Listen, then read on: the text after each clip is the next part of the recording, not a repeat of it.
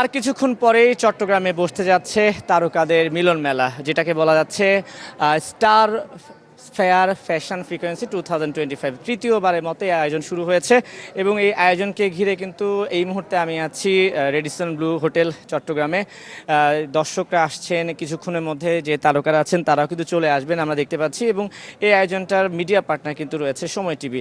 আজকে কিন্তু এই জমজমাট আয়োজনটা নিয়ে অনেক কিছুই হবে, নাচের আসর হচ্ছে, গানে আসর হচ্ছে, সম্মানিত ব্যক্তিদের সম্মানিত করা হবে। এবং আজকের এই অনুষ্ঠানটার যিনি হোস্ট তারা কিন্তু এই মুহূর্তে আমার সঙ্গে আছেন, একজন হচ্ছে আরাফাত ভাই এবং একজন হচ্ছেন সেজুতি। এখন তাদের সঙ্গে কথা বলবো। আরাফাত ভাই, কি অবস্থা, কেমন আছেন? আলহামদুলিল্লাহ ভালো, আপনি কেমন আছেন? আমিও মোটামুটি ভালো আছি। আপনাকে জিজ্ঞেস করতে হয় কেমন আছেন? খুব বেশি ভালো আছি, মানে এত চমৎকার একটা আয়োজনের সাথে আছি, এজন্য মনে হয় সকাল থেকে মনটা খুব ফুরফুরে লাগছে। আচ্ছা, ঠিক আছে। যেহেতু আয়োজন কিছুক্ষণ পরে শুরু হয়ে যাবে, আমি আরাফাত ভাইয়ের কাছে জানতে চাই আজকের আয়োজনে কি কি চমক থাকছে। আসলে স্টার ফেয়ার ফ্যাশন ইনস্টিটিউট হচ্ছে চট্টগ্রামে ফ্যাশন মডেলিং নিয়ে কাজ করে, গ্রুপিং করে থাকে, চেষ্টা করে নিয়মিত এই ধরনের আয়োজন করার।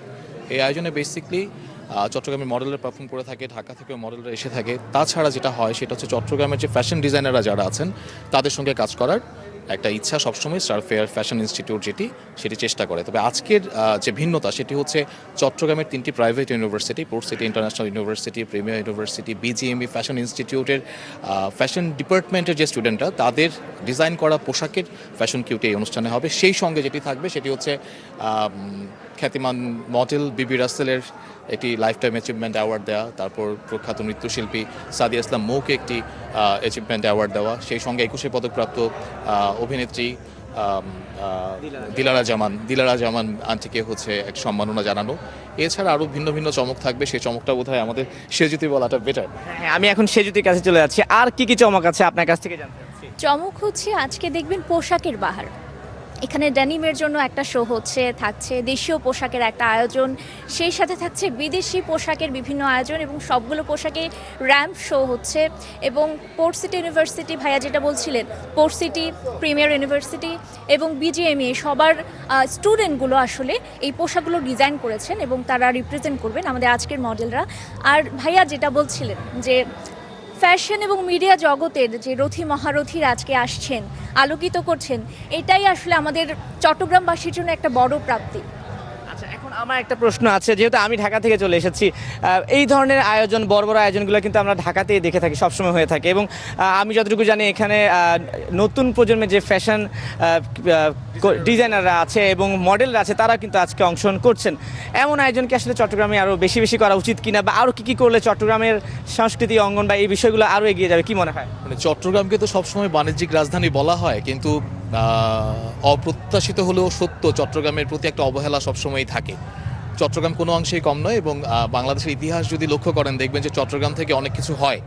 এবং যদি বলেন যে মিডিয়া সেক্টরের কথা যদি বলেন, আপনি খুব মনোযোগ দিয়ে দেখলে দেখবেন যে মিডিয়া যারা লিড করছে তাদের অনেকেই চট্টগ্রামের জন্ম, চট্টগ্রামের বাসিন্দা, হয়তো বা ঢাকায় গিয়ে কাজ করছেন, মেইন স্ট্রিম মিডিয়ায় কাজ করছেন। আমাদের এই ধরনের অনুষ্ঠানগুলো চট্টগ্রামে আয়োজন করতে গেলে যে প্রতিবন্ধকতা আমরা ফেস করি সেটি হচ্ছে পৃষ্ঠপোষকতার অভাব। চট্টগ্রামে আসলে ব্র্যান্ডগুলোর সঙ্গে কানেক্ট করা বা পৃষ্ঠপোষক বা স্পন্সর কালেক্ট করা খুবই টাফ হয়ে যায়।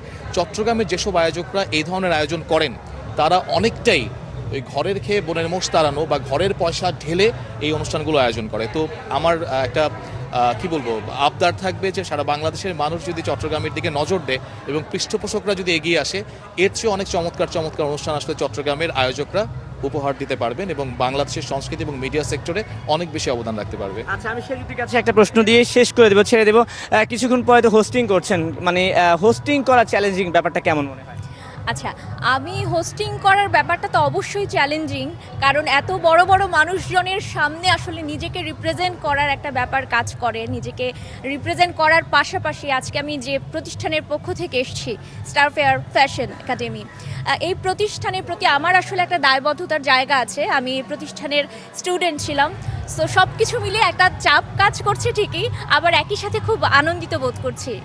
ঠিক আছে, আপনাদের দুজনকে অসংখ্য ধন্যবাদ। কথা বলছিলাম আজকের এই প্রোগ্রামটার হোস্ট সেজুতি এবং আরাফাতের সঙ্গে। একটু দর্শকদেরকে বলে রাখি যে চট্টগ্রামের রেডিসন ব্লু হোটেলে বসেছে মেজবানি হলে এই আয়োজন, যেখানে আজ সম্মানিত করা হবে দেশের বড় বড় অনেক অভিনেতা অভিনেত্রীদের, সম্মানিত ব্যক্তিদের। এটা মিডিয়া পার্টনার যেহেতু সময় টিভি, এই সব তথ্য আমরা কিন্তু আপনাদের সবসময় পৌঁছে দেবো। সঙ্গে থাকুন সময়ের গল্পে।